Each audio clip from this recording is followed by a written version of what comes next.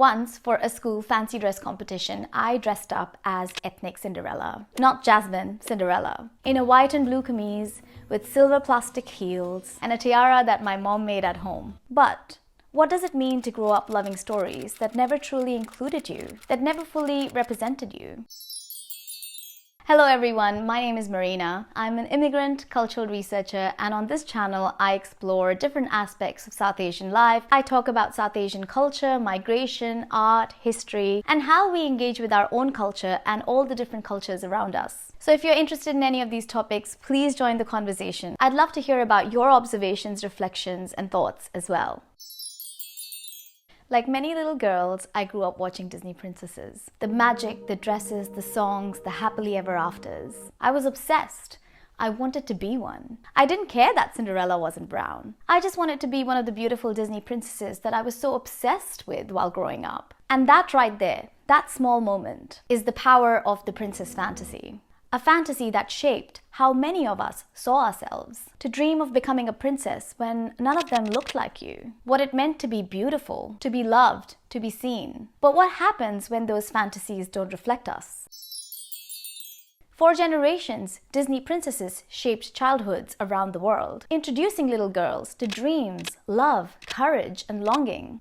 They weren't just entertainment, they were emotional anchors. Stories we watched on repeat, songs we sang from memory, costumes we begged to wear. They offered magic, adventure, and the promise of being seen, of being chosen. But for brown girls growing up in bodies, homes, and cultures that never really appeared on screen, the experience was layered. The princesses were enchanting, yes, but they also became silent teachers of erasure, of what was desirable, of what counted as beauty, of who got to be chosen. They were often the only stories about girlhood that we were told with such scale and glamour. And in the absence of representation, brown girls learned to identify with what they were not. They practiced longing in someone else's skin. And yet, we still love those stories. Because when the world doesn't hand you many mirrors, you learn to see yourself in shadows. You hold on to fragments of possibility. You find agency between the lines, like I did in my ethnic Cinderella costume. Then came Jasmine, and for many of us, she felt like a revelation. She was brown, or at least brownish. She had thick hair,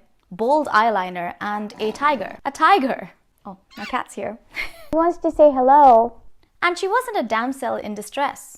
She was feisty, opinionated. But where exactly was Jasmine from? Agrabah was a made-up city that pulled from Arab, Indian, Persian, and Orientalist fantasy. Jasmine's accent was American. Her clothing was harem style. Her culture, unclear. She was a vague brown fantasy, a product of the Western gaze.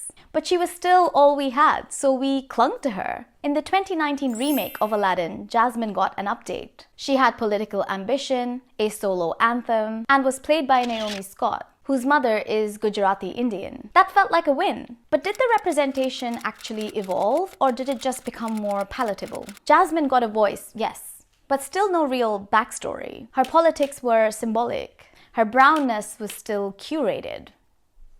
Representation became aesthetic, not cultural. Now here's where it gets interesting. Long before Jasmine flew on a magic carpet, there were real South Asian princesses. Not in fantasy castles, but in courts and battlefields, palaces and political negotiations. Women like Gulbadan Begum, who wrote one of the only surviving female-authored histories of the Mughal Empire, navigating dynasties and politics from the inside.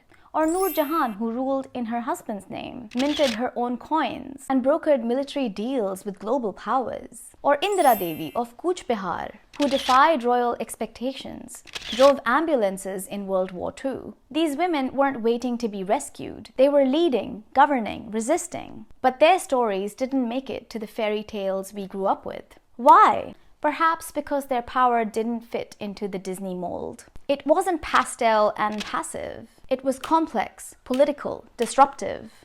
It came with risk, rebellion, and consequence. Not easily animated, not easily sold. And in a world where princesses were expected to be beautiful but never threatening, brave but never too bold, These princesses simply didn't belong. So when the screen offered us tiaras, talking animals, and happily ever afters, it also quietly told us which types of femininity were allowed to be visible, which faces were considered to be universally aspirational, and which ones were too complicated, too ethnic, too real to make it on screen. More recently, AI artists like Hashim Ali have reimagined Disney princesses as 1950s South Asian royalty. They're stunning, decked in saris, bindis, lehengas, bangles, desi aesthetic dreams. But if we look closer, something still seems missing. The faces look too symmetrical. The bodies still look like they cling to impossible Disney proportions. Even when we brown the princesses, we're still coloring in someone else's lines. We're not imagining new stories. It seems like we're translating old ones into new costumes. And don't get me wrong, this is not a critique of the art. It is absolutely stunning. It is more about what happens to our imaginations when even our fantasies are filtered through someone else's blueprint. What might it look like to create princess stories from within our own cultural frameworks? Not just dressing them in desi aesthetics, but actually centering our histories, our cultures, and our desires. Because the real princesses were never just waiting in towers. They were writing, ruling, and revolting. And I think that they deserve more than just a cameo in someone else's dreams. So, where does that leave us? Look, I don't regret wanting to be Cinderella. I understand now what that longing was really about. Wanting to feel worthy, beautiful, and magical. Wanting to believe that someone who looked like me could live in a world of sparkle and song. And I don't want to take that away from any little girl today. Because in many ways, we are finally seeing more. More princesses who look like us. Like Tiana, Moana, Raya, or Mirabelle. More stories set outside the West. Centered around culture, family, and legacy. More girls who are strong, brave, and complicated. Who don't need saving. But even as the dresses change and the faces get browner or more ethnic, I wonder if we're really telling new stories. Because being seen isn't the same as being understood. Representation isn't just about who is on screen. It's about how they're portrayed and allowed to exist in ways that don't tend to flatten their cultural specificity or turn rich traditions into vague aesthetics. So yes, I want more. More diverse stories, more kinds of magic, more space to be messy, political, rebellious, joyful, brown, and still be the center of the story. But I'd love to hear what you think too. What kinds of stories would you like to have seen growing up? What do you still want to see? Let's imagine that together. If you like this video and want to see similar deep dives into how we engage with our visual culture as people from different parts of the world, please like, subscribe, and share your comments. I'd love to delve into this discussion more. Until next time, take care.